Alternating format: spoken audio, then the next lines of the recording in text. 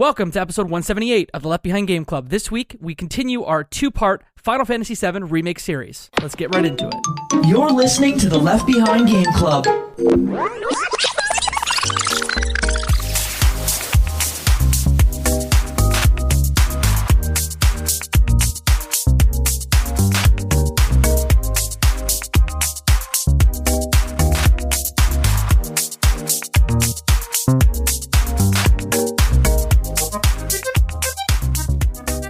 Welcome to the Left Behind Game Club, our never-ending attempt to make sure that no game is left behind. I'm your host, Jacob McCourt, and today I have three friends with me. The first friend, you know her, you love her. Her name is Flora Marigold. Oh, sorry, I was restocking my materia. I thought I'd get you, but I didn't. You're always there with the quips. I appreciate it. Thank you for coming. Yeah, thanks for having me. Katie Lesperance is our friend number 2. Hello. Hello.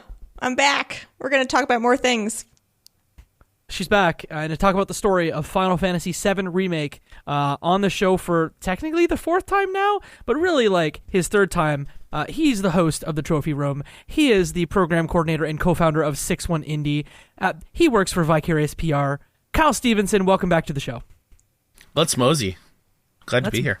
Let's mosey indeed. Last episode, if you haven't listened to it yet, episode 177, we talked about everything but the story of Final Fantasy VII Remake, and today we're going to talk about the story of Final Fantasy VII Remake. So, if you haven't listened to that, go back and listen to it, because on this one, no spoilers in part 1, full spoilers in part 2. We are going to spoil the entirety of the story, but for those who have not played the OG game, we are going to be careful about story spoilers for what is to come in the trilogy. Hey, quick editor's note. I know that we said that we weren't going to do spoilers about the OG Final Fantasy VII, but you will see as we go through the episode, it becomes more and more necessary to do that. So, Kyle is going to spoil parts of the OG Final Fantasy VII game, but we'll try to provide you a little bit of notice that a spoiler is coming before it comes. Thanks. I talked about terrorism in part 1. Can we start with the child terrorism? They're not children. I don't know why you keep calling them children. They're young adults. They're adults. Like, they're adults. They can make their own decisions. They're young adults. They can do... They would be tried as adults in court. Yes, they would be. Shinra would try them as adults. They would. To be fair, I think Shinra would also try children. That's a good point. I feel like they would do There's that. I would discerning between that. Absolutely. Something tells me Shinra might not even go as far as the trial portion of things. I think we might have like a mech take them out ahead of time, and we never heard about that incident. Mm-hmm. Cloud, Barrett, Jesse, Biggs, Wedge go, and their task is to make Reactor 1 go boom in Sector 1. They do, and that's sort of when like things start to not go their way. If I'm remembering correctly, just to set it up, is it Jessie is the explosions expert, and she is the one that sets the explosives, and it sort of explodes better than she thought it was going to, correct? Or is that for the second explosion? Kinda? It's Kyle, help me. So, throw me a life raft. So you're right, Jessie is the explosions expert. She made the bomb. Barrett and Cloud go put it in the reactor. They set the time, whatever. But after that battle, and this is where it deviates a little bit from the OG game that we don't really see, the robots of the facility actually make the explosion go bigger and take out the reactor themselves. In the OG, it just the bomb went off, and we are none to the wiser of... We just assume that's what the bomb does. In this remake, it seems like Shinra wants to make it more of a bigger deal. So a lot of that damage is because Shinra kind of pushed it overboard. That's when you take the train and make your way to Sector 7 for the first time. And in those slums, you go and check out 7th Heaven. And I want to hear from my players who have sort of experienced the PS1 game. But, like, I loved that bar so much. I could just see it being filled with all the villagers just enjoying some darts and some beers. And it felt lived in a way that I appreciate it. They even got the eggs and chip sign from the OG game in there. Oh, that was brought a tear to my eye. 7th Heaven's awesome. Were you down to the arcade machine? Were you disappointed to not be able to descend underneath 7th Heaven? Maybe a little bit, but Okay. it wasn't like crazy. I don't necessarily have any nostalgia for the original Seventh Heaven, but the design of this one definitely feels like it didn't want to intrude too much upon the original design. Like, I don't necessarily get the, like, I can feel the villagers all piling in there thing. Like, it's very, like, lightly packed. It feels very sparsely attended. And I think that kind of adds to the charm for me as well. It's interesting that we could both read that different ways. I skipped over something very important, which is new for the remake. Sephiroth is introduced very early in this game, and the way he's introduced, at first I didn't know it was happening, and I was like, oh, they're introducing Sephiroth, we're doing this. He's not introduced until very late in the series, or very late in the OG game, right? Kyle's not Still in Midgar, but not that early in the game. Okay. Did everyone else think it was badass? Okay.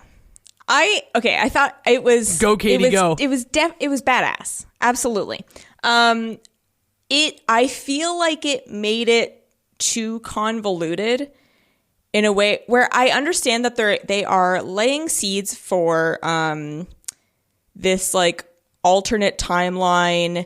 Things aren't quite what they seem. Cloud is seeing things and everyone else is like, what's going on? And it's this like surreal layer is happening. But like presenting Sephiroth as someone who has not played the original, I was like, okay, he's cool. Cloud and him have history. I'm assuming they were like soldiers together. They're in the war together. I don't know. They know each other in some way, but there was so much importance placed on it, and they never really told me why. And I played the entire game, and I'm like, what? Who exactly is Sephiroth? What's the motivation? What is their relationship? To the point that it's not mysterious, it's just frustrating. And then other characters don't see Sephiroth, but then later, and near the end of the game, they're like, "Oh, that guy's here again." I'm like, "Wait, so you could see him? You know what? Who knows what and what is happening?" And I don't know anything. And they didn't give me enough information to care about Sephiroth, other than just being like, "Look at him, he looks cool, right?" And Cloud's really affected by him, and I'm like, "All right," but I needed a little bit more, especially when you tease it throughout the whole game.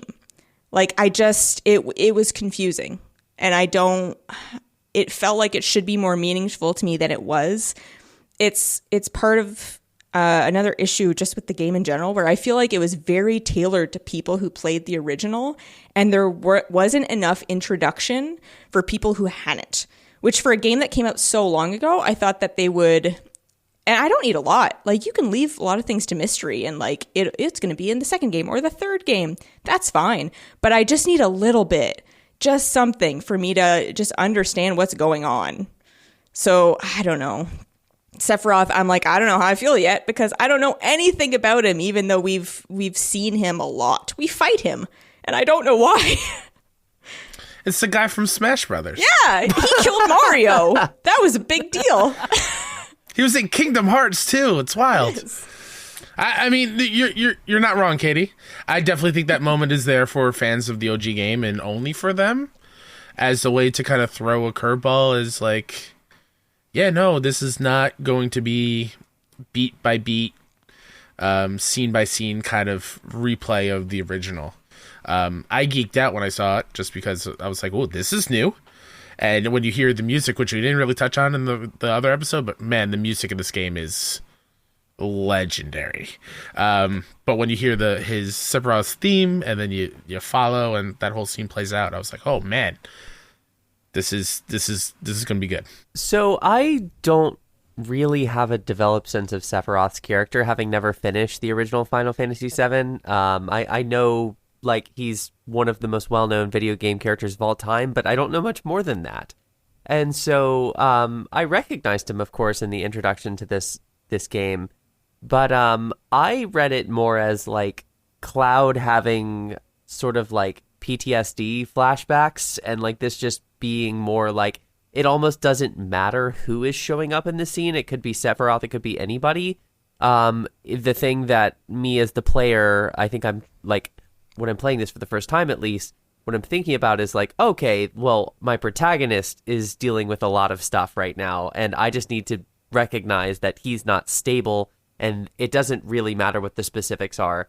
I agree with Katie, though, that like by the end of this game, I don't really know that the game tells me anything about Nothing. Sephiroth. And I do think that's a giant like interrobang that maybe I would like to be clearer right now. Yeah, to be clear, my issue isn't with that initial Sephiroth introduction scene. I thought it was really, really cool. But then by the end of the game, I'm like, I'm not any further with that character. Yeah. I'm a well-documented dumbass when it comes to stories and games. But I wouldn't say it's nothing. And maybe I completely misinterpreted this, but part of me thinks that he's tied somehow to Jenova. That was sort of talked about in the game. I could be totally off base or wrong there. Ding, ding, ding. Great. But why does Cloud continue to have this like static thing affect his mind? Is it because he also is tied to Jenova? Maybe a thing. But Katie, I will give you that like until very late in the game, you know nothing about Sephiroth except he got big sword. That's it. That's all you know. Also, Good hair, big sword. Good hair, big sword. Also, never said anything aside from very like fortune cookie statements that didn't mean anything. And I'm like, am I supposed to care about what he's saying or not? And I'm like, maybe players of the original game are like, oh, that sentence is referring to this. But as a new player, I don't care. I'm like, say something to someone meaningful that has like some kind of basis in what's happening or your relationship instead of just like these meaningless sentences that are nothing. I'm like, I can't get emotionally involved in this because you're not giving me anything. I just need a little bit. I don't need much, just a little. Here comes a spoiler for Final Fantasy VII. I'll just come right out and say, Yeah. Let's skip to the end, right? Okay. This is a spoiler for Remake and a little bit of a spoiler for where we're going. Okay. What if I told you that the Sephiroth in this game is the Sephiroth from the OG game? Like, the character taken from that and put into Remake. The same Sephiroth that's in Advent Children. And that's the version we are getting in the retelling of the Midgar story. Who knows what the endgame is already going to be? And so that is why he is showing up early on to torment Cloud, to already plant the seeds of doubt, and how he just pops up every once in a while because he already knows what's going to happen. He's kind of he's kind of moving the players into where he wants them to be so that he could maybe make one tiny little change so that, I mean, the game, all video games end this way. The good guys win in the OG one. But, like, maybe this one little change will make him win this time. And he's, like, all-knowing in this remake, part 1. So that's kind of why he's still mysterious, and it's kind of hard to pick up on that. And I didn't realize that until the end of the game, and as a fan of the series, I kind of connected the dots. But as a newcomer, yeah, no, you're completely lost. You just know Sephiroth looks cool. He's got a cool theme song, big sword. And you're not wrong. Good hair, don't forget. Great hair. That sounds awesome. Yeah, like that whole face-off in the cosmos near the end, where Cloud's final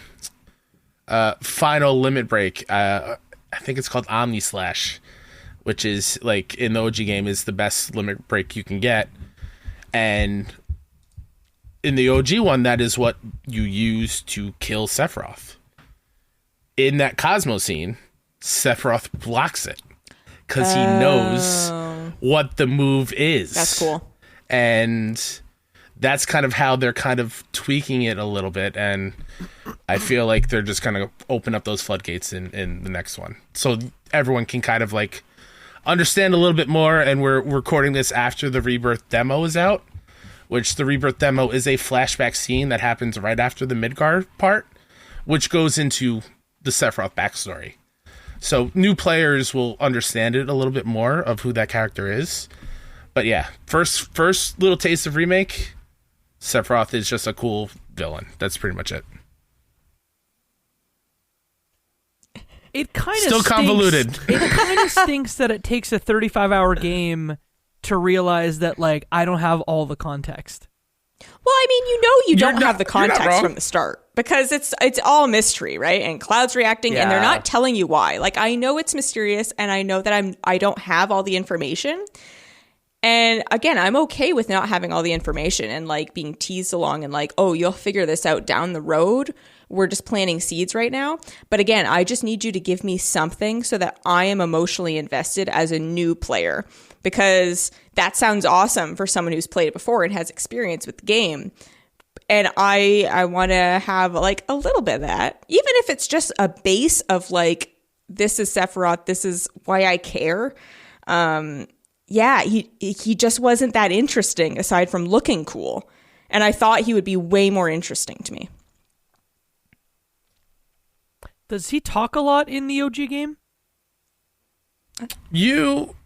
Whenever you run into him, he goes on his villain, like, soliloquies. So he's every saying single time. what he's doing and what he wants and and he has motivations that he's telling you. Absolutely. That would be nice. Okay. Okay, we went to the end, and now my mind is blown. Yeah. Well, do you want me to keep blowing your mind for one more yeah. second? Yeah, please, Kyle Stephenson. I want to know how everyone feels about these ghost-like beings Again, that interrupt you at all time. The whispers. Yeah. What do you think's going on with them? I'll hold off. Somebody else. No, I want to go. I think Flora, should I go? Because I have less Go ahead. context. Go ahead. And then help me out. I think the whispers are. I think Shinra is messing up the planet in a way that can't let people return to the planet, and the whispers are like the Mako is plugged, and instead of returning to the Earth, whispers are humans that can't return to the Earth. Like, okay, yeah, Okay. Okay. I'm on board with that. Am I 2 for 2? Holy moly! What He is this? did number? not say that. He didn't say that. He said okay and nodded and just kind of like sat back from his microphone. He didn't Kyle, say you you're right, Valiant Jacob. effort. Valiant You effort. teachered me so hard there. Good effort. Good Someone job. else? Good effort. Flora?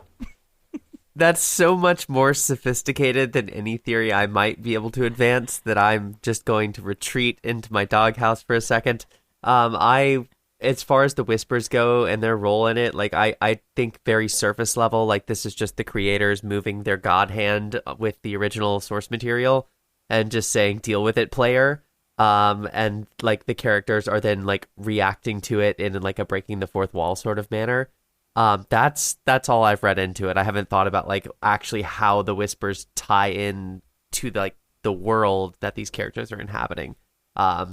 It's so overtly like we're changing the narrative of the original game that's as like I didn't choose to read any deeper into it until now.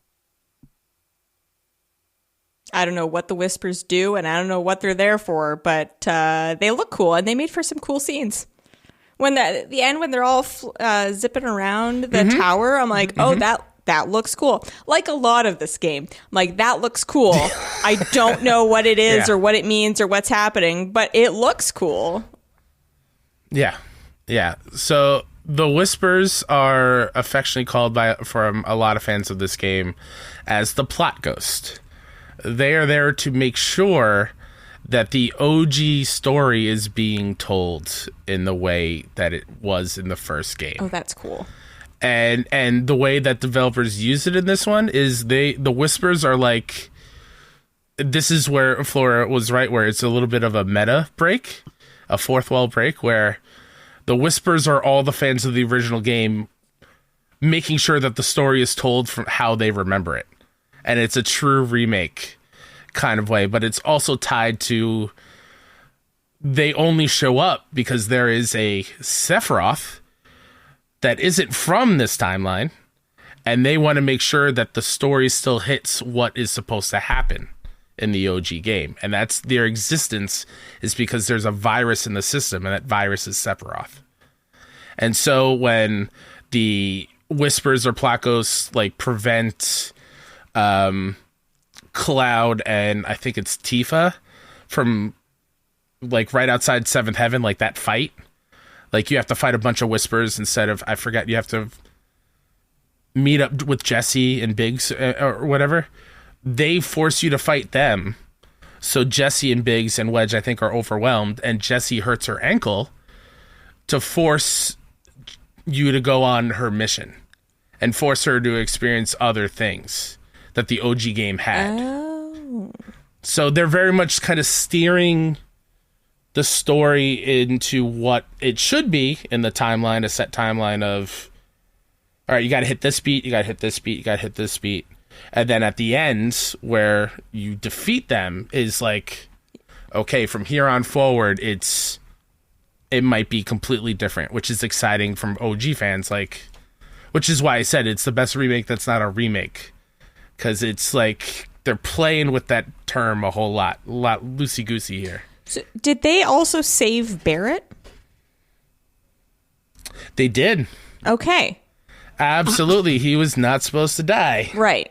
Oh, snap. Yeah, because Sephiroth stabs him, but then the spirits are Yeah. there, and then you're like, oh. Yep. oh. And also, Not his time to die. I was going to rage if Barrett died. I was like, you're joking. You're actually kidding. Also, but no, the spirits saved him.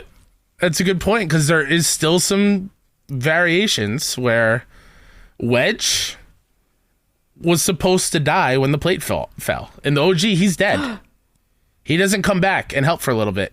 But what happens? The Whisperers make sure he still died in this remake.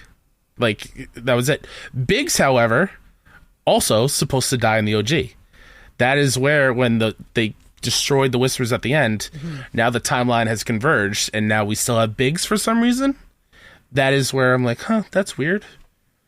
It's strange. Yeah, because But Biggs all three of them are supposed to die. Biggs did not seem important. That was okay. This is nice, Yeah. because I was like, oh, everyone's dead, except then it was like, no, just kidding, none of them are dead. I was like, what's the significance of that? Like, it felt weird that we like said goodbye to Biggs and we're like, oh, he's dead. And then it was like, just kidding, he's not. So that has more significance if you played the OG. Whereas to me, it just felt wishy-washy. Yes. Like, it just felt like they're having this big emotional moment and then just wiping it away.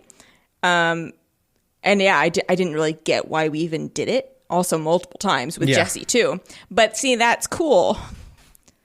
If you've played the OG.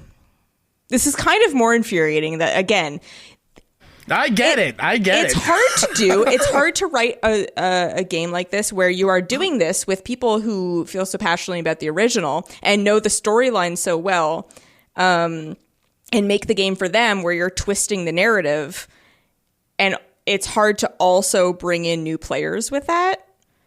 It's just, I feel like they could have done it just a little bit better, just a smidge. But that makes those plot points a lot cooler than for me, where for me they just felt like, oh, like you thought they were dead, just kidding. I'm like, all right, well, that just whole moment means nothing now, but it meant more. Oh, jeez. I guess I know why the fan base is so like fervent and like diehard on this game, where I came out of it liking the game a lot, but it was something that I sort of looked back on it and said, like, I don't understand, and like there's still 2 games to come, but I don't really understand why everyone obsesses about this game. Yes. It's very good, but I don't know why it's the game everyone talks about. And I guess it took Kyle Stephenson just telling us exactly why this game is so cool to realize, which sort of sucks, but Yeah, that kind of sucks. it sucks, but I'm happy.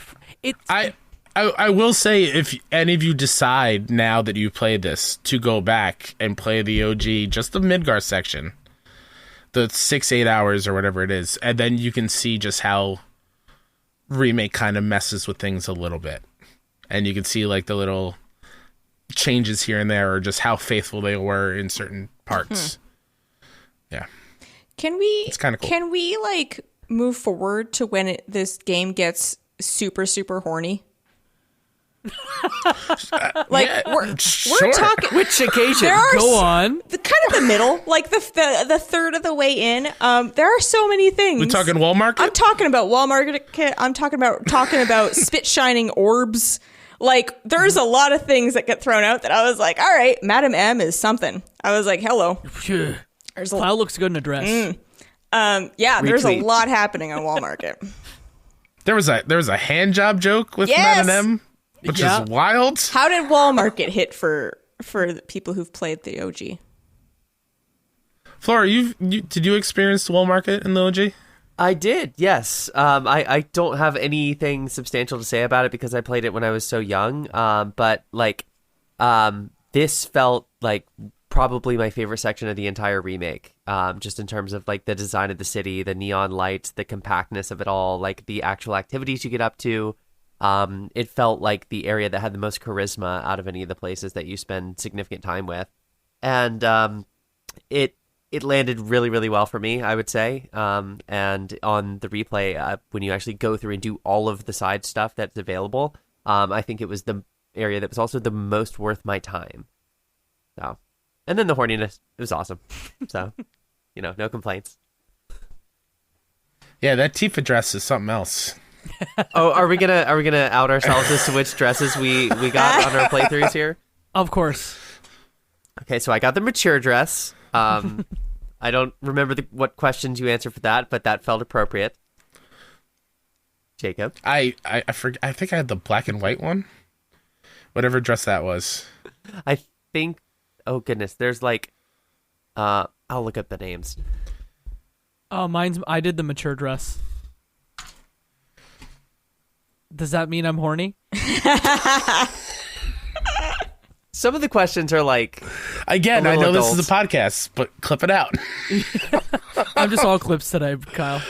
I think I did There's sporty and exotic. Those are the other two. I think yeah. I did exotic. Yes, I did. I did exotic. Because I was like, sure, let's mix it up. Let's get crazy.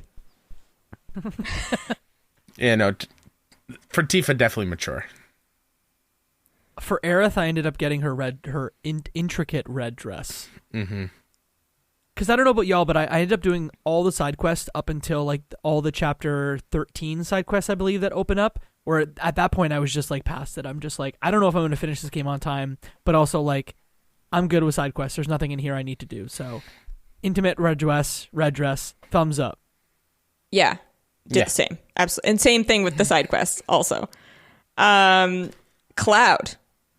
the like purple corsety one. I was like, yeah, okay, that yep. definitely feels. Yeah. And I'm looking at the options right now, and I feel like that's definitely the best one. No? Yeah.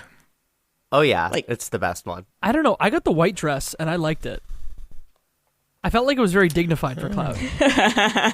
And there's also there's a tiara that comes with it that I was absolutely like, okay, tiara Cloud, let's go.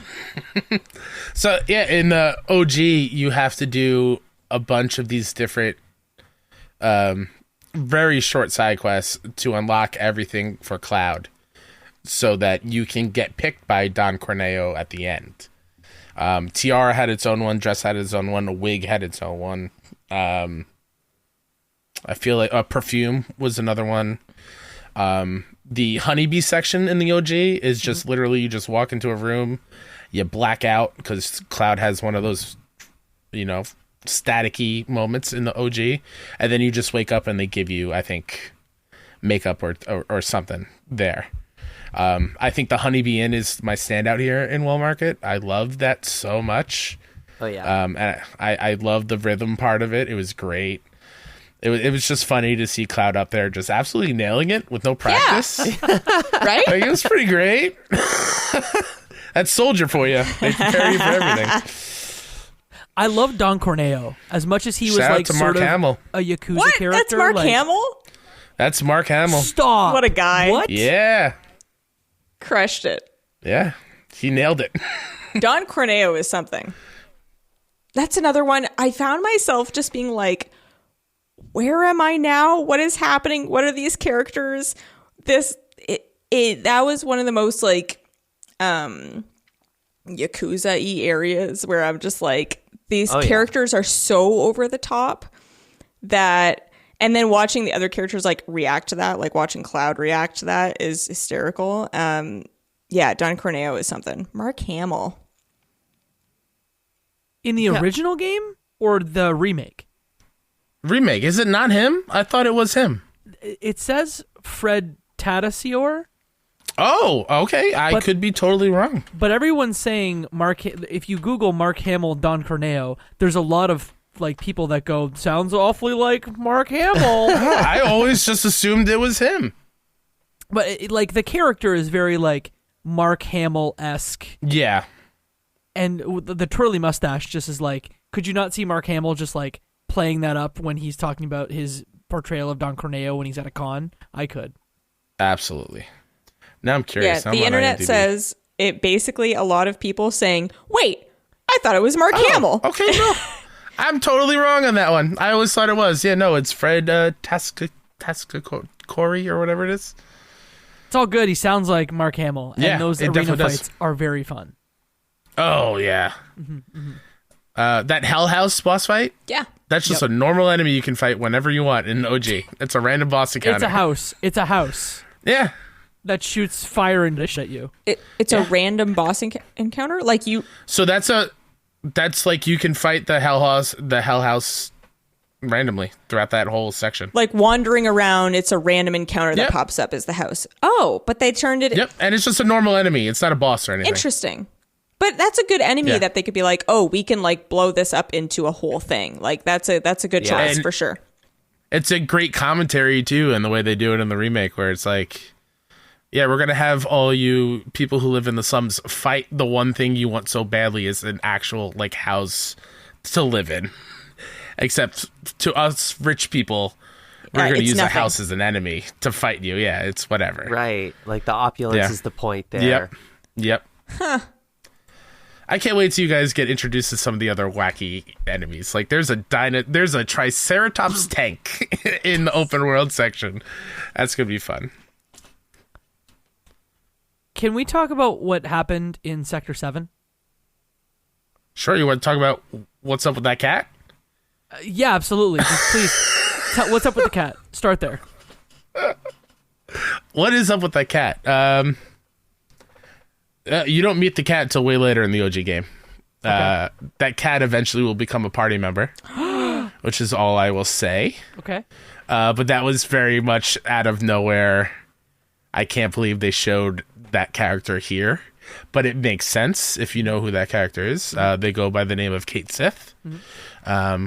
But yeah, you're a cat with a crown. And I was like, oh, that's cool. We show him. Mm-hmm. Didn't need to. Absolutely.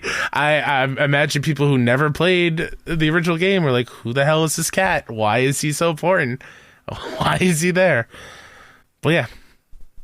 I think I was like shocked that Shinra, I'm not shocked, surprised, not surprised, that in the end of it, Shinra just decided they were going to take down a whole plate and take down a whole sector. Because like, my thought is usually with like capitalists like that, they're like, human labor is how I accomplish things, especially in this world. But if I destroy Sector 7, then my human capital is gone.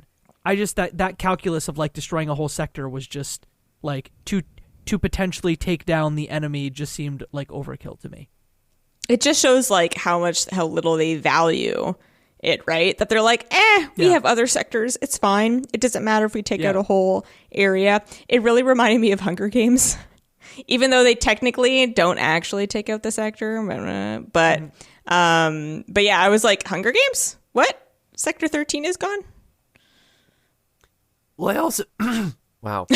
Well, I also think that... oh my god, hold on. Got away from you there. It did. Oh my god. Well, I also think that one of the points of significance here for me, at least in the way I interpret the scale of what they're willing to sacrifice, is maybe this is suggesting to us as the player that like the world that we're inhabiting and the scale that we think that we're operating at is much, much smaller than the actual planet or the world that the other parts of the remake are going to give us access to.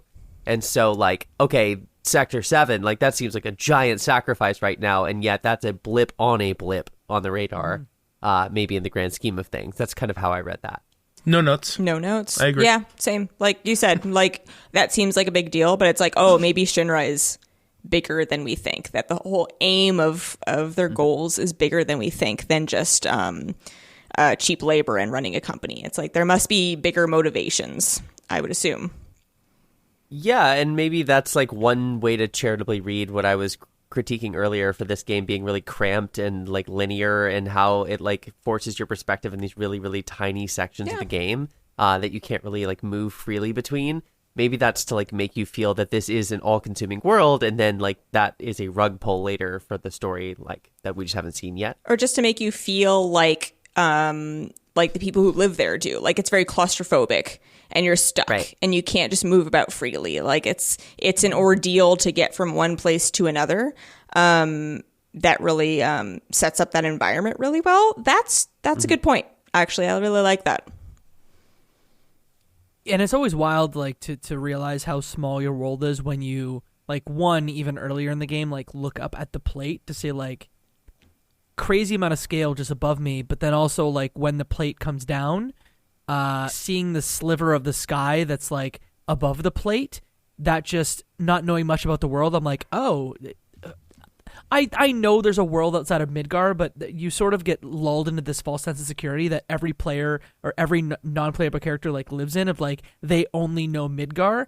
And although I know there's a world outside Midgar, living in that world with the plate above you, like you think that there's only Midgar. Yeah, the tiny scenes that are shown of like green grass and open skies, I was like, oh, I want to go there, especially like 2/3 of the way through this game. And everything's been very dark and like green, gray, and oppressive. Yeah, so oppressive. And you're like, oh my God, I want to go there so bad. And it made me like want to get to the next game. Yeah, it kind of made me tired of the environment that I was in, especially like the last 2/3, 3/4 of the game, when there's a lot of lab, there's a lot of tunnels, there's a lot of sewers, a lot of highways. Yeah, and like I'm just kind of over it. And also just like the level design is another issue for me. Is like some of the level design feels very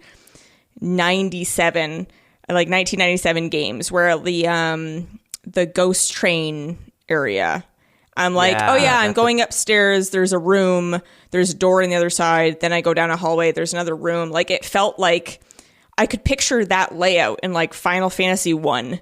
I was like, this is very cookie cutter in a way that was kind of frustrating. And then it showed this other places with these colors and just it's more open. And I was like, God, I want that so bad. Like I've kind of had enough of this. It was a little bit too much. For every wall market, there's a sewer. For every seventh heaven that feels lived in, for every, Don Corneo, whatever the heck you want to call it, there's just a generic a lab. NPC.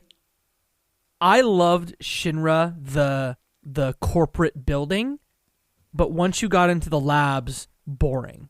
So I'm always like, make games shorter, and I understand why they're splitting this into 3 games so that, they can keep us on the hook and get us 3 times to buy the thing. But I sort of wish this game was like 30% shorter. That's exactly the number I was going to ballpark to. I think that all of those redundant, like, traversal sections in particular are the ones that just grate on you mid-game. And there's too many of them. There's too many of them back to back. And I don't know that this is probably just a me problem, but the amount of times you have to hit the triangle button in this game is astronomical. Like it's a simple button press. It's not demanding much of me, but the amount of, like, I've never pressed triangle as many times as this game asked me to, just for like doors and levers and elevators, and I don't know what other sort of interactions they conjure, like slipping cloud between a wall and a little crevice, like whatever it is, the triangle button is just incessant, and it had me questioning my sanity midway through the game, and it was so small and so silly. But I don't know. I want to like just get rid of all of that fast forward button. I just want this like beautiful cutscene game where there's some really cool battles in between it. Yeah, I didn't have the triangle qualm that you did, but I do have the most forced slow walking in one single game I've ever encountered. I'm like, we're slow walking again? Why am I slow walking? At times when it didn't seem meaningful, I'm like, we're not even talking. Like, it's not even like we need to get through this conversation before I get to this room. I'm just slow walking. And I'm like, why? Yeah, so much. It definitely feels like they were making ways to be like, yeah, we're only in Midgar, so let's make sure the game is super, super long for an RPG. And there's a lot of that traversal stuff that I wish would not be there, because there's too much of it for sure. And then even stuff like, I know this began as a PS4 game, but when Cloud, for example, sometimes is shuffling through something or like moving through a fence, I'm just like, oh, is this how they hide load times? Yeah. Because there are no load times. Yep. And I was like, okay, I'm okay with this. Just some weird pacing issues for me too of Chapter 8. I don't know if y'all felt this you had way, an issue but with that's Aerith's where- house, right? Yeah, so like I don't have the OG game to go back on. I'm starting to learn who these characters are. That's the chapter that introduces Aerith, and then introduces also like one of the you end up fighting The Turks? Yeah, one of the Turks. What is that? Rude? Is it the bald one? Yeah, you fight Rude for the first time. No, not the bald one. The other one. The redhead, Reno. Reno. You fight Reno for the first time. And that battle's fine, but I just think I had some big pacing issues because the game is full force going like in the like chapter 6, chapter 7 sort of, and then you fall into this area where you find the flower girl, and it just like the pace just slows. And I get that they have to sort of like vary the pacing so you're not at 1,000 miles an hour. But there's even stuff like in the house where like don't knock over anything because you might wake people up in the house. I don't know. That's my pet peeve. Yeah. Yours is slow walking. Mine is like unnecessarily trying to impede my progress. Where I'm just like, just tell me who Aerith is. Let me sit in her flower garden and let's make googly eyes at each other. That's all I want. In the OG game, the bucket moment is you have to walk out of the room. And if you sprint, then Aerith will wake up and tell you to go back to bed, and you restart. So it's all fan they're like, service. here's a bunch of buckets to knock over. It's fine. So you're saying we take issue with the fan service, and someone who's listening to this and they're a big OG fan, they're going to be yelling and being like, "Kyle's the only one who's right." No, it's fine. That's bad. I didn't like that either. So thank you. And then the motorcycle battles I found were like not fun to play. Like I don't want to slash were just a little too long. motorcycles next to me. Yeah. They're fine. Yeah. I think they were just too long. I was like, we've been doing this for like a good, 8-9 minutes. I'm like, this could have been shortened a little bit. A lot of things about it could have been shortened. But I also didn't mind the motorcycle battles. I don't know. It was a variation at least, right? Yeah, which one? Yeah. The chapter 17 one almost killed me. That one I love. Yeah, I don't mind Okay. that one. Actually, I like that one better than the first one. Because that was something that is in the original. The Roche one, that is definitely just padding to be padding, because Roche is not in the OG game. Oh, no, really? See, there's enough characters, and now we're adding more? Like, I have enough. Oh, no. And also, he wasn't that And great. He was fine. No, he's my least favorite in the he just remake. exists. Forgettable. Just a biker dude. Yeah. That's it. Good. Do you feel like you're the only person in your circle who wants to go deep about video games regularly? We were like that too. Until now. Welcome to Crossplay Conversations, the brand new bi-weekly topical video game podcast from Luke Lewis. Joseph Hooper. And Jacob McCoy. With many years of breaking it down separately on shows like the Left Behind Game Club, Player Podcast, and Lukewarm Games, the gang is finally coming together to publish their gaming group chat in audio form every other week. Expect roundtable reviews of the latest games, profiles of upcoming indies, and insightful conversations about essential topics in the video game industry. All with a mostly positive, insightful, and fun style. Help us out by subscribing on your podcast platform of choice to get the first episodes delivered straight to your feed. And follow us on Twitter at Crossplay Convos for updates about the show. Cheers and happy gaming. Do you find yourself playing older games and wishing that there were new discussions about those games? Enter Tales from the Backlog. Hi, I'm Dave Jackson, and on each episode, I'm joined by a guest to break down those games that may be stuck in your ever-expanding backlog. Each episode looks at one game in depth, focusing on mechanics, story, music, and other aspects with no spoilers until a clearly marked spoiler wall in the middle. If you've played the game, go ahead and climb that spoiler wall and enjoy in-depth story discussions, and if not, jump out when we warn you and maybe go play that game for yourself. We have over 100 episodes in the feed, everything from Disco Elysium to Tunic to discussion episodes about how to get into horror games, and if games actually need to be fun, or if they have more to offer. I guarantee that there's something in there for everybody. Once again, that's Tales from the Backlog, available wherever your podcasts are found. There's one character that we haven't talked about at all yet, and we've talked a lot about like how writing sometimes is like very anime-ish. I think there's one character that is clearly more mature and is almost the voice of reason, and it's Red 13, and I love Red 13. Yeah. I love Red 13 so much. That's my boy. Yeah.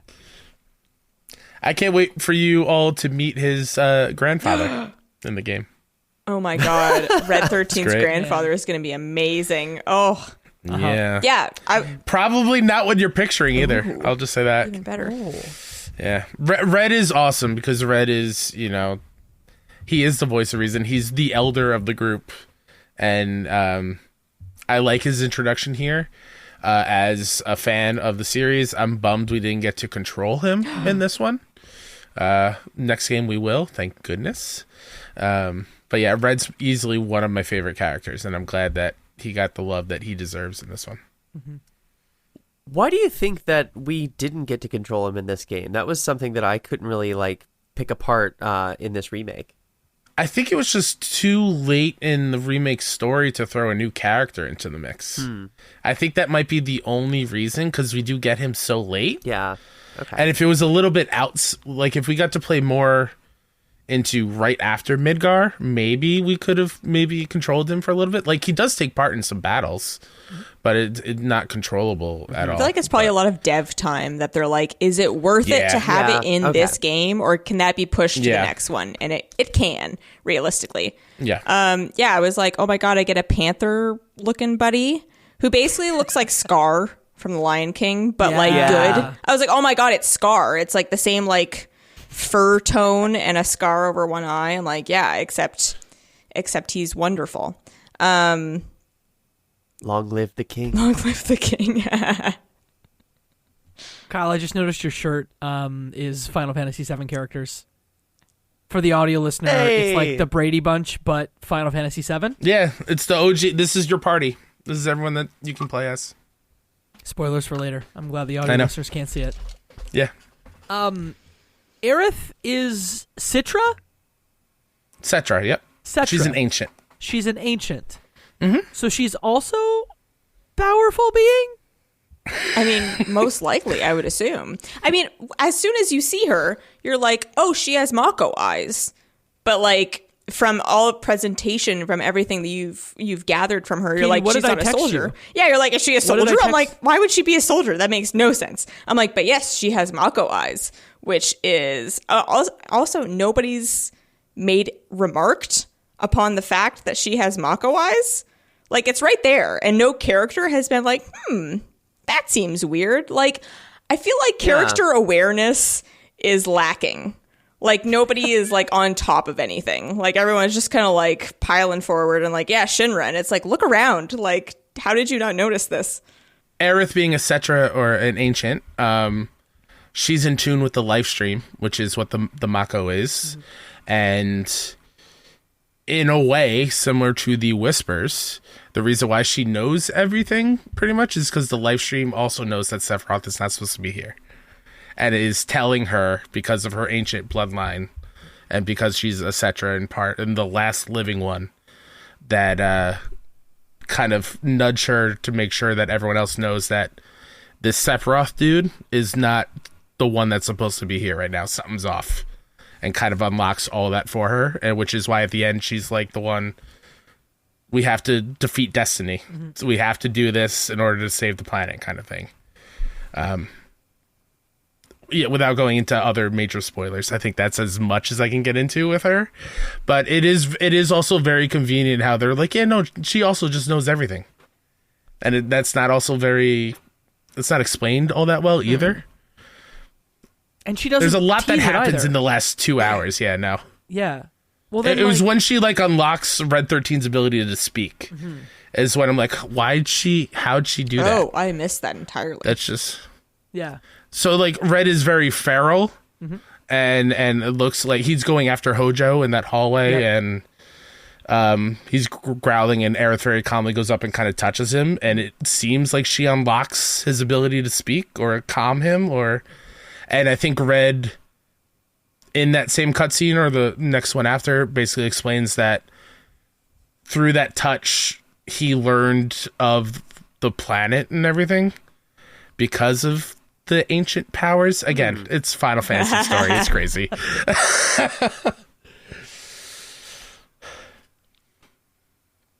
Kyle, you keep doing this.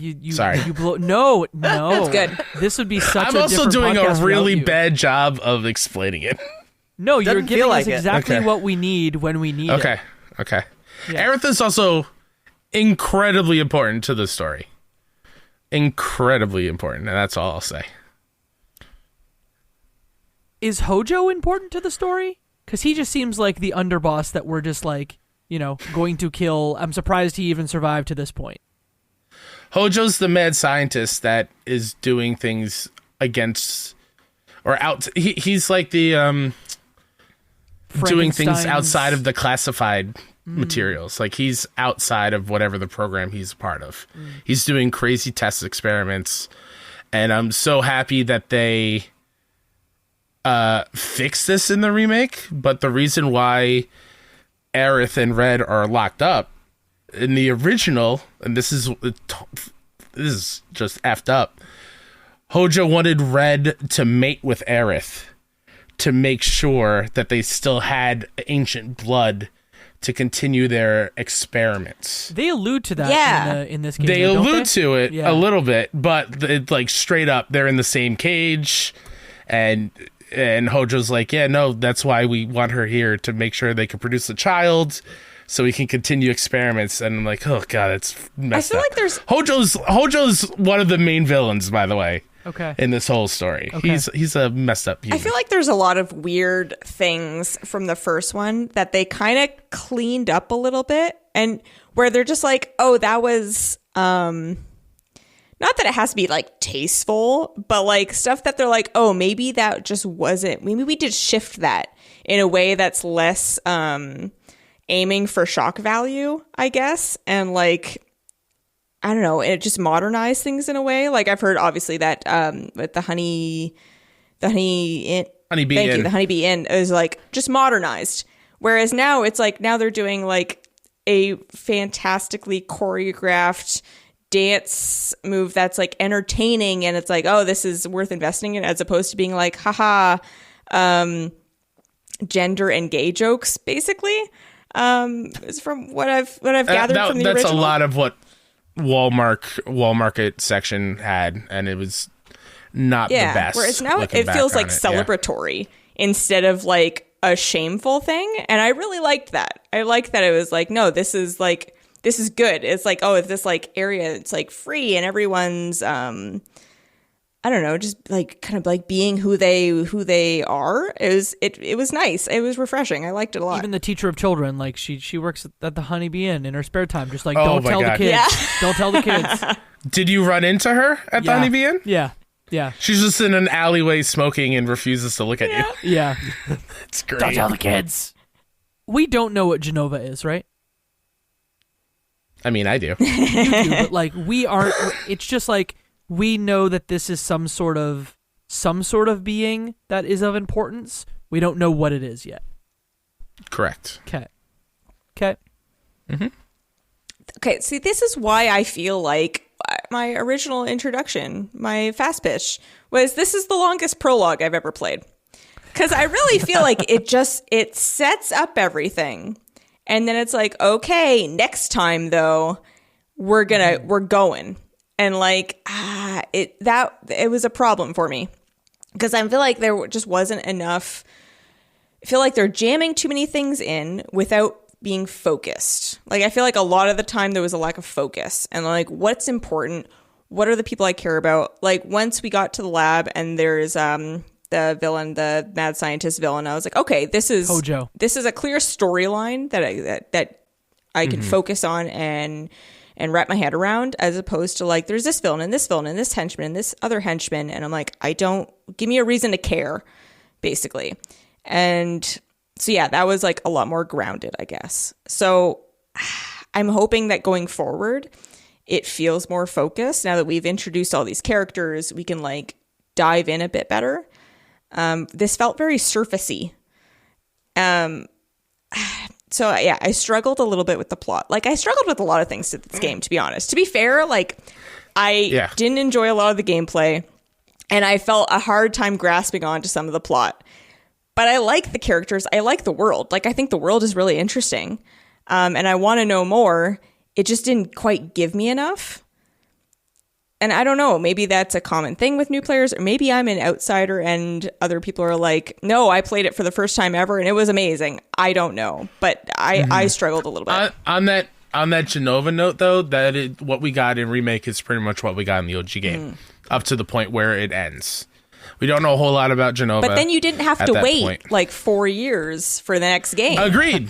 And the awesome thing that I do want to say is the Rebirth demo will answer all these questions for you. And it's only an hour long. You're really pushing that demo. I'm really pushing it. I should give it a try. You should. Does your progress Especially carry over? Everything like is so fresh. You will get like an additional item or summon, I think, if you have save data. Okay. I think. But then will you have to then redo that chapter? No, again? I think you can skip it. Oh, nice. Oh, in the main game. Okay. I think. Crazy. But to Katie's point, like even when we talk about the end and we sort of make our way there, like the whole thing, again, we don't have the context from before. So we're thinking that we're trying to take down Shinra. We meet the mayor. He lets us up to another floor. We beat a combat simulator. We get up to, Hojo's lab. We get through Hojo's lab. Then we get to the president's office. And then, oops, the president's there and he finds his golden gun. And guess what? Shunk! He's like shanked by Sephiroth, sort of rendering the whole like move up through Shinra's corporate headquarters useless because Sephiroth is just the badass that's going to kill everybody. I don't know. Am I expecting too much from a Final Fantasy game? I think maybe I am. It just seems futile to have done all that stuff and then just Sephiroth is going to kill the president and I don't even get to do it. It's hard when they're separate games, right? Yeah, that's the hard part. I think that for me, I don't think, Jacob, you're expecting too much. For some reason, I was able to ride off of this game's reputation and just sort of trust this game that it was going somewhere that like would deliver on the promise of like all the hype. And even though I haven't finished the original Final Fantasy VII, that sort of like blind faith that I brought with me was enough to just be like, okay, trust the process and it will pay off eventually. But like, I do think that if I didn't have to wait 4 years, I wouldn't feel any degree of frustration with like the where is this going question. Yeah, absolutely. Because then if I really wanted to, I could just keep going like a Netflix show. And so I don't know if they ended this game in the right place, but like the note they end on feels very just like tone shifty to me. Like, okay, so we were doing nostalgia core for this whole 35 hours. And now we're just going to flip a couple things around. And now this is going to be something like actually genuinely new. So even people who wanted nostalgia core are going to be surprised next time. And like, I'm fine with that. But I think some part of me just assuming it was 1-to-1 for a while, this remake, and not really like noticing those differences. I don't think that was really a concern that I brought with me towards the end of the game. I mean, remake's in the title, so I think your like assumption at the start is fair. I think that like the whispers should have given it away, right? Like I didn't think too critically about that, and I was like, what? This feels a little different, but then I didn't think more about it, and then it was about I forget how far, but it was after Wall Market where I really like clicked and realized there were some differences going on. Yeah, not just a remake, just a game, but a remake of the whole story. Yeah, which is wild. Yeah, it is wild. The audacity.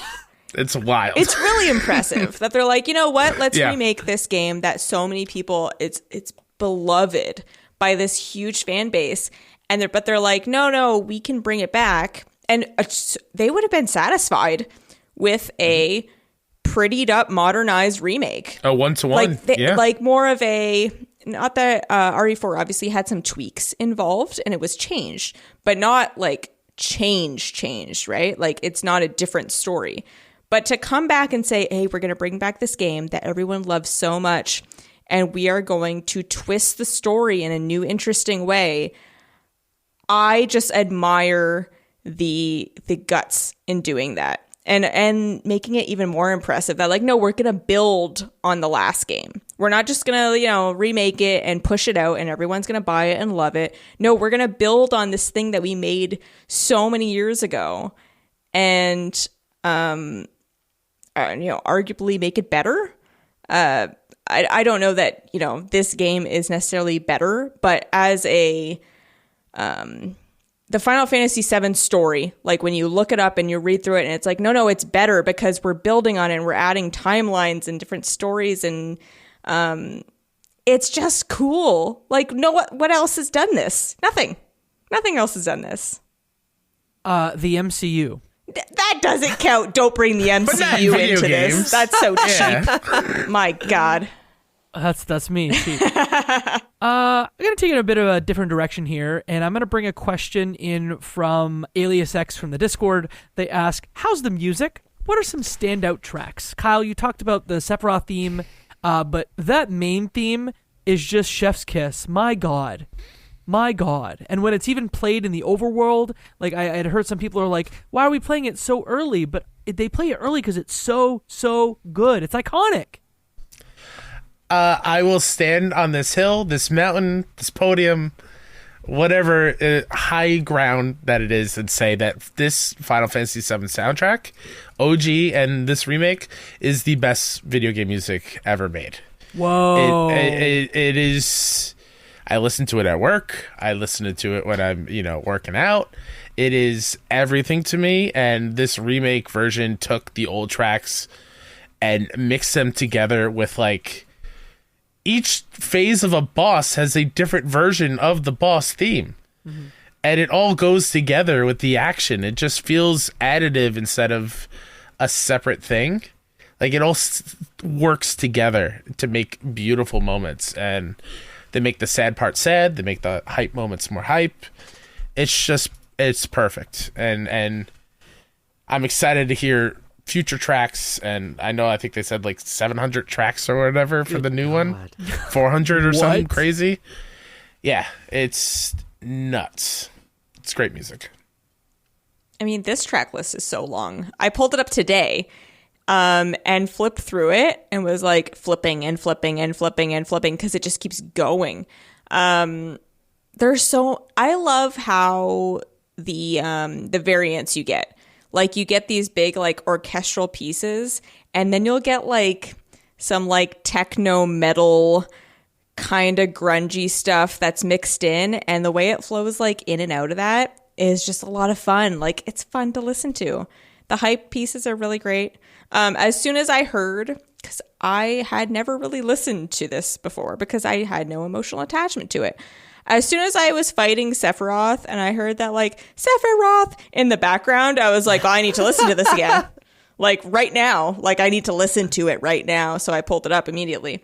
Yeah, there's that. There's, I don't know, like Just Desserts is like this cool, like I said, like a techno metal thing. It's just fun. It's like big and eventful and like I said, orchestral, but it's also fun at the same time. Yeah, it's a great soundtrack. Yeah, sort of non-answer from me in the sense of like, there's too many things to appreciate here. Mm-hmm. But like one aspect of the soundtrack I really enjoyed is the character leitmotifs, where each character has their own theme and they will play at various like points throughout the story when it wants to hit emotional beats or reprise themes from earlier in the game. And I find the use of those character leitmotifs to be really, really beautiful. And really effective in actually tugging on my heartstrings at key moments in the story.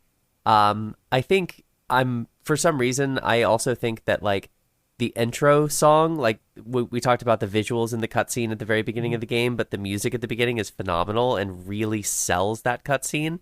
And then kind of like a pocket favorite of mine is the music that plays when you first get to Aerith's house, Jacob's favorite chapter. And I maybe it's because I spent a little bit of time there. I'm a big fan of gardens, but it felt very comforting, and I ended up leaving that looping for a while I did some writing when I first played this game, and that's a track that I'll actually go back to from time to time. So I just want to quickly touch on the fact that, and I think you'll appreciate this, Kyle, above everyone else. Kenny Omega is my favorite wrestler. Kenny Omega's finishing move is called the One-Winged Angel. Nice. Because he is such a fan of Final Fantasy VII. Like, this is a man who is from Winnipeg. He's Canadian. He essentially taught himself Japanese, became a top wrestler in Japan, to the point where his finisher is the One-Winged Angel. It has, like, the actual finisher is not... I mean, he puts someone in an electric chair and then, like, brings them down in a powerbomb. That's kind of cool. He's come out as Sephiroth once during an entrance. And that's what I was going to bring up, that at Wrestle Kingdom 2 years ago, he got Square Enix's permission to literally come out and had, like, at one point, he, like, throws his arm out and, like, there's a giant screen that's maybe, like, 150 feet wide. One wing comes out with him, and he's dressed up like Sephiroth, and it like, came out to the Sephiroth theme, and it was so damn cool, and I need to watch it again now that I, like, understand how cool Sephiroth is, especially because I think the last battle, and what I'm about to say is a little flippant and someone might disagree, but I think the Sephiroth battle in this game is one of the best final bosses that I've played in recent memory. What? Yeah, it's so good because, like, The music's incredible. is everyone done with The music? music adds to The that a whole music lot. is, yeah, the music does it, but like the fight itself, I don't know that I found it that meaningful, to be honest. Well, I think the fight itself was fine, but I think it's what happened throughout. I couldn't believe. I'm like, wait, I'm fighting Sephiroth now. I think he's the big bad. Why am I fighting him here now? And then you start to fight him, and he's just so much stronger than you are. You hit him and you only take off a sliver of his health. I died a couple of times until I figured out maybe, like, I just need to run away from him because if he comes at me, he's going to do thousands of, points of damage at a time. So I just need to run around, use my blizzard, and slowly chip away. And then through the power of friendship, that's how you end up beating Sephiroth. And I just thought that was such sure, it's cliche, and I think I've actually made fun of the power of friendship in other episodes. I'm sorry that this made me go against what I've said before, but it just was so damn cool. It was so damn cool. Not the mechanics, what you actually did in the fight. I'm a child. I'm a 13-year-old child. I'm happy for you. I'm so happy for you. You're not? Are you mad because the whispers weren't fun? No, I'm not mad. I'm happy for you. I didn't get the same thing that you did, but I'm happy that you appreciated that fight. And then Aerith came to help, and then Tifa came to help. Barrett was shooting things, and Red 13 was over there, and then you did it. Yeah. Until next time. I don't think we did, now. Actually. It doesn't feel like we did. It feels like it's like the first step out of 1,000 steps, but... Yeah. On the next episode of Final Fantasy VII. Yeah. Are we excited to play Rebirth? Yeah. No one else Very is going to much so. talk about the final battle, just me? I agree with everything you said. It's one of the best final battles that in I think recent memory for me. Flora disagrees. I have one Maybe- foot in both camps of the opinion shared here, where like on like one level of my agreement is the disbelief of, oh wait, are we actually final bossing this? Oh wait, Sephiroth is now ? But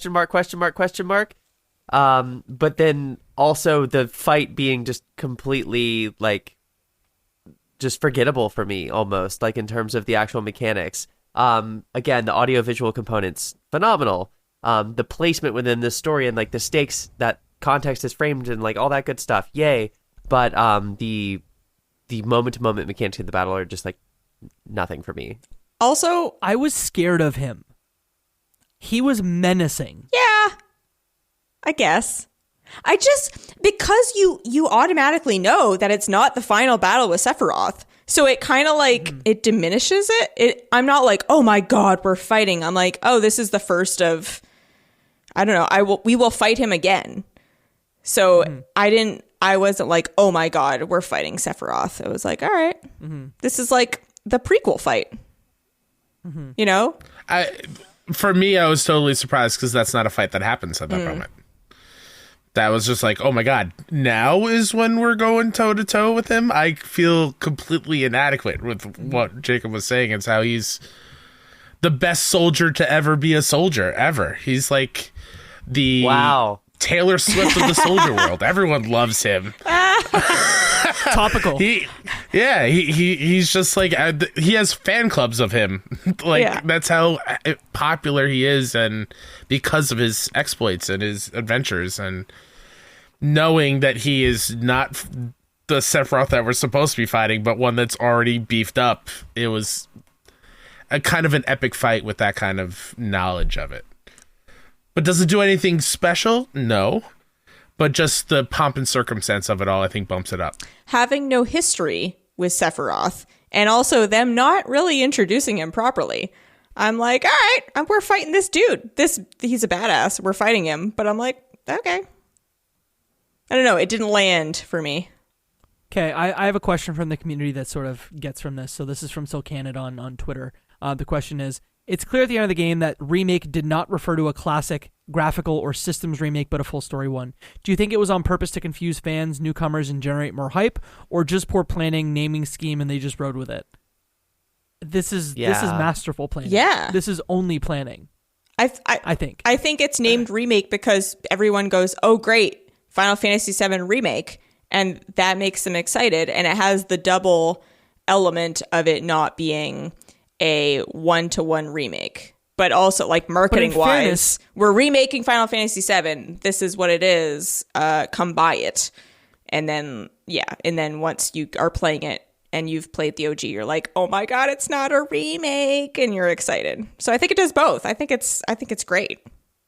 But for us, it took Kyle Stephenson explaining that for us to like fully be knew that it wasn't, though. Like, I had heard from everyone that it changes things and it's different. It's a different timeline, and they do a twist on it.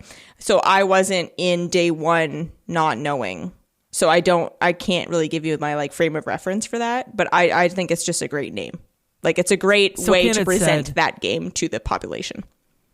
So Kenneth said, to clarify, it made me feel like Square was pulling a fast one on me. I'm not mad and I'm here until the end. It just felt underhanded. Yeah, I think the question here assumes two negative potential motivations, and maybe not a charitable one. And so it's either they were trying to like rip consumers off, or they didn't know what they were doing. And I feel like I don't feel ripped off as a player. Like I think there is a little bit of like frustration with having to wait between the installments and having to pay full price each time. No doubt about that. But to say that the alternate explanation is that this was like some weird like fumble from the people who were making this, I didn't experience that in my time with Final Fantasy VII Remake. Yeah, I think this was the plan all along. I love that plan. I think it can be what Silcana is referring to, and it is in both camps, where like it's a remake for newcomers like you all here, and it's a remake for the OG fans, and we're both experiencing it in different ways. Where I'm first time playing through, I was like, yeah, okay, let me see what this story beat's going to look like in modern setting. And then it turns out like, oh no, they're adding new things here. I was like, oh, that's kind of cool. For everyone else, it's like, let me experience these characters and learn about them for the first time in a 20-something plus year game being brought up. And I'm finally playing it after hearing about it forever. It can exist in both camps. Mm-hmm. So I definitely don't think it was underhanded or anything at all. Maybe we were wrong, though. I just want to do a quick check-in on the reviews for this one. This one had an 88 on OpenCritic. And some things that I want to share from reviewers. Timur Hussein on GameSpot gave it a 10 out of 10 and said Square Enix tells a smaller, more personal Final Fantasy VII tale and marries it with a smart mashup of action and RPG gameplay to deliver a must-play experience. Game Informer gave it an 8.8. Joe Juba said Final Fantasy VII Remake finds a satisfying balance between innovation and tradition, delivering flashy battles and fun systems mixed with nods for old-school fans. Tom Marks on IGN gave it an 8 and said Final Fantasy VII Remake's dull filler and convoluted additions can cause it to stumble, but it still breathed exciting new life into a classic while standing as a great RPG on its own. Any areas where we need to cover and talk about things before we close our episode about Final Fantasy VII Remake? I would just like to ask you all about who you think that character at the end is. That has a similar sword to Cloud. Yeah. Zack. Who the hell is Zack? I was like, I don't know. Crisis Core, help. I did. So I will say, didn't love Crisis Core. Okay. Didn't love it at all. It added PSP game originally that they remade for modern systems. Yeah, if you didn't like the battle system here, you would hate Crisis Core, because they have a roulette wheel that randomly spins that will unlock like your big limit breaks or whatever. Oh. And it's fully randomized and it's awful. I hate it so much. And the story is like, if you thought this was too anime, they are all nothing but like, they know they're in a K-pop drama and they're acting like it. It's ridiculous. But it is good to know a little bit more about Zack because I never played it before a few weeks ago. And you will learn about Zack, and Zack is integral to who Cloud is. But it's weird seeing him in that moment because you're not supposed to. And that's another little hint of like the timelines are changing. And is this a multiverse? Is that Zack from a completely different world? Is it our Zack? They hint that it's a different one because of the chip bag that goes through with the what do they call it? Stomp? The little dog, the Shinra mascot. Oh, yeah. That they would leave in the sewers to be like Stamp. This Stamp. They got rid of that at some point. I think they explained in Remake, but in that scene, you get a chip bag with it still on it, alluding to that this is a different timeline than the Shinra we know now. I'm very excited to where they take his story because it's Cloud and him are tied like very close to each other. So it's shorter than, it's like a 15-hour game if you don't play the side can be. quests. You can totally watch the cutscenes or just read it. It's fine. It was relatively inexpensive. Did you play it on PS5 or did you play it on Switch? Because it's also on Switch. PS5. PS5, okay. Yeah. I just wonder what the Switch version is like. But so you're saying like just watch the cutscenes? Yeah. There are other characters that have popped up in recent Rebirth trailers that are from Crisis Core. It does feel a little bit like too much homework, but it's fine. Just reading up on Zack, I think, is more important than anything. Okay. Speaking of just watching the cutscenes, I'm undecided if I'm going to continue my Final Fantasy VII journey. I don't know. Oh, I no, don't Katie. know. Katie, Okay, I don't. You're committed. Just the last quarter of this game, I was so annoyed by so many things, and I didn't really enjoy my time, to be perfectly honest. And I wanted to, and I was just annoyed. So I don't know, and I didn't love Final Fantasy 16 either. Like, I like parts of it. There are parts of it that I really liked, but also there are things that I just didn't enjoy spending my time with. So I'm undecided. If everyone's like, oh my God, it's amazing, it's even better, it's better than the first one, you have to play it, maybe I will, but I don't know that I'm going to play another modern Final Fantasy game or not. I'm undecided right now, and I feel bad, but I want to know what happens. So, like, but I feel so cheap just watching cutscenes. For the fourth or fifth time, there's a pretty cool demo that's available right now. There is. You know what? Maybe I'll do that. I will do that. I will play the demo. Yeah. And I'll see how I feel. Because they do add new combat things. Okay. Combat is reworked a little bit. It's not the fastest thing. That's in the okay. world. I don't need combat to be fast. I like like turn-based, like slow, thoughtful combat. That's fine. Sure. Yeah. So I don't know. And I'd be interesting to hear everyone's thoughts of like your questions of who Sephiroth is after you play the demo. Not me looking at buying Crisis Core on Switch right now. You don't own it on Don't do 3 it. platforms already? No, That's shocking. I don't. It was on sale actually, like over the break, and I should have gotten it, and now I regret it. But it's only $39 Jacob. Canadian. Just buy a PSP and then the PSP version of the game and play it that way. Oh no, All right, I have a get 2 PSP. copies. It's No, over you there. do. Uh-huh. Yeah. I can't. Fulfill your Jacob obligation. I can't. I think you can't. Just can, because mad at actually. me. Okay. Also, just another really quick thing about the ending. That flashback thing that Red sees, like it blips current scenes or whatever.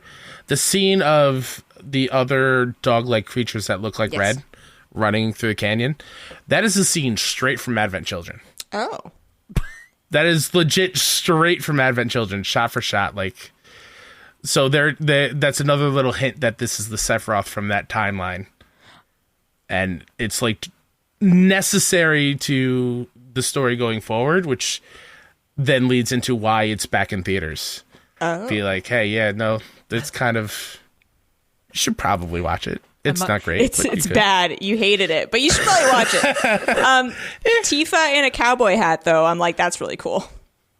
Mm-hmm. Yeah. Yep. The one time I can't sign off on something, Flora, Tifa. you didn't like it? The one time. No? It's so weird, though, that I like it. I mean, it's so Tifa, weird. so I'm not complaining. It's just like, of the possibilities we've been gifted by the creators. I suppose. Cowboy hat is at the bottom of the It's list. not the move that Yeah. you would have done. Any final thoughts about Final Fantasy VII Remake? Da, before da, we da, close this bad boy out? da, da, da, da, da. Excellent. No notes. Kyle Stephenson, thank you so much for coming on this 2-part series. We very, very much appreciate you for this. Thanks for having me. I always have a great time. I hope to be back for Rebirth one day, or just in general. Yeah. I mean, listen, this show would have been so different without Oh my you, God, I'm I so hope glad you know you're here. that, like, I'm so happy you're here. And for the hardcore FF7 fans, I'm sorry if I got anything wrong. imagine the timeline splitting and we would have I had a know. non-Kyle I Stephenson legit, episode. I said with so much confidence that Mark Hamill was the voice of Don Corneo. They'll get mad at you for one thing. It sounds like Get in half the the comments. gaming Yeah, I'll be there. population agreed with you, so it's okay. Fair. That's totally fair. Kyle, where can we be found on the internet? Tell us about 6-1. Tell us about the trophy room. Tell us about your Twitter presence. Sure. Mr. KSET pretty much everywhere. On social media, I try to be as positive as can be and be as real as I Hey, you can do be. it. You do that. I do. I thank you. I like to think so. I try not to get swept up in all the craziness that is social media these days. Hey, how about Xbox, right? Hey, how about it? Business as usual. Everyone calm down. Also, if I know any of my friends and people that I know, if I see you in a Twitter space, I'm disowning you. That's all I'm going to say. Easy. I Done. can't take those people seriously. Tim Dog is crying. You're welcome. It's fine. He'll be back. He'll be okay. Trophy Room is a weekly PlayStation podcast that I do with Mr. Badbit. We live stream it on YouTube every single Wednesday night at 8 p.m. Eastern. Weekly or Thursday on podcast services everywhere. I love PlayStation so much. It's the system I've owned all my life, and I just love it. I love talking about it. I'm happy to have that kind of platform. And then 6-1 Indie, where we uplift indie games and their developers, people who make them. March 20th, we're doing our 4th showcase, I think, where we have, I almost said the number of games. I don't think that's announced yet. A handful of games to show off. And it's like a mini E3 kind of show, and it's going to be fun. A lot of really great games. So check that out on our YouTube. That is at 6-1 Indie, and just play more games and tell other people how much you appreciate and love them. That's it. I will give a +1 to the showcase. I think you guys do something that I can't believe a crew of your size pulls off. I'm happy to say I was a producer for the last one. It is one of the best showcases out there. So March 20th, Thank you. Please find it. That'll be, keep me honest here, 61indie.com/showcase when it comes out. Correct. And it will be live streamed on our YouTube channel, and I'm pretty sure also on Twitch as well. Awesome. Yeah. Kyle, thank you. Thank you. You can find all things Left Behind Game Club at a couple places. Left Behind Club on Twitter. We're not calling it X. Left Behind Game Club on Instagram. And if you've made it this far through a 2-part series and you've not given us a review, what are you doing? 5 stars on Spotify, 5 stars on Apple Podcasts. Pocket Cast is getting into the review game soon, so 5 stars there too. We very much appreciate it. You can find me on all places at Jacob McCourt, JACOBMCCOURT. I'm on Twitter. I'm on TikTok. Woo! And we're gonna be at PAX East. So by the time this comes out, PAX East is in 3 weeks. So I have a panel there. It's about the Nintendo DS. So if you enjoy that sort of thing, you can find us on Sunday at 12:30 in the Albatross Theater, or on, if you can't make it to PAX, we'll be on PAX 2 at twitch.tv/PAX2. But all 4 of us are gonna be there. So come and find us and tell us we were wrong about Final Fantasy VII. I dare you. I dare you. Say it to my face. Say it to my face, but you gotta hug us first. Katie, where can you be found on the internet? I'm scared now. I'm the one who trash talked it. It's a passionate fan base. If anything's going to get me canceled from this pod, it's this. I'm on Twitter and X. Twitter and X, God. Twitter and Threads. Too many things. Mostly on Twitter. I'm Lesperak, Lesperak. That is all.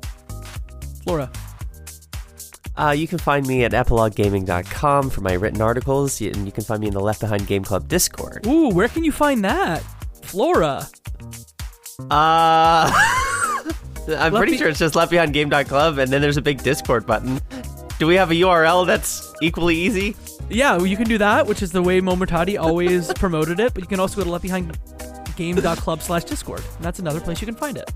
That's so convenient. Isn't it? URLs, huh? Well, that's the end of the show. So I guess shout out Mike Ruffalo. Only death awaits you all. Bye. Bye.